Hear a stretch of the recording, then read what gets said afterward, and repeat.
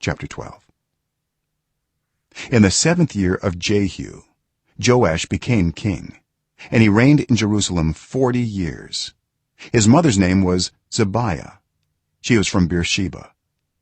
Joash did what was right in the eyes of the Lord all the years Jehoiada the priest instructed him.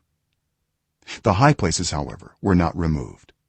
The people continued to offer sacrifices and burn incense there. Joash said to the priests, "Collect all the money that is brought as sacred offerings to the temple of the Lord, the money collected in the census, the money received from personal vows, and the money brought voluntarily to the temple. Let every priest receive the money from one of the treasurers. Then use it to repair whatever damage is found in the temple." But by the 23rd year of King Joash, the priests still had not repaired the temple. Therefore King Joash summoned Jehoiada the priest and the other priests and asked them, "Why aren't you repairing the damage done to the temple? Take no more money from your treasurers, but hand it over for repairing the temple." The priests agreed that they would not collect any more money from the people and that they would not repair the temple themselves. Jehoiada the priest took a chest and bored a hole in its lid. He placed it beside the altar on the right side as one enters the temple of the Lord. The priests who guarded the entrance put into the chest all the money that was brought to the temple of the Lord. Whenever they saw that there was a large amount of money in the chest, the royal secretary and the high priest came, counted the money that had been brought into the temple of the Lord, and put it into bags. When the amount had been determined, they gave the money to the men appointed to supervise the work on the temple. With it they paid those who worked on the temple of the Lord, the carpenters and builders, the masons and stone cutters. They purchased timber and blocks of dressed stone for the repair of the temple of the Lord, and met all the other expenses of restoring the temple.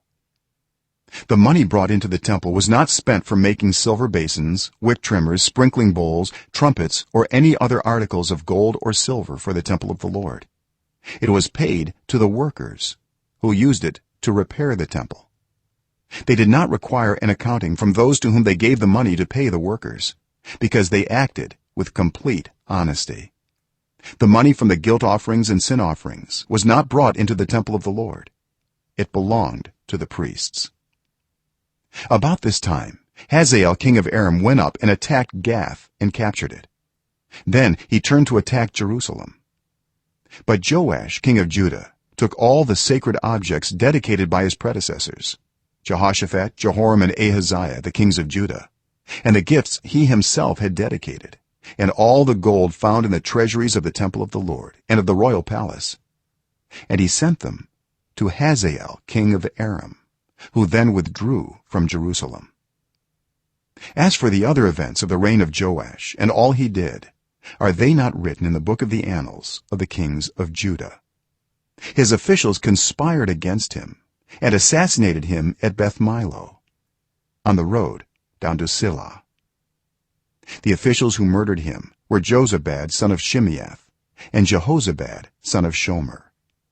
He died and was buried with his ancestors in the city of David, and Amaziah his son succeeded him as king.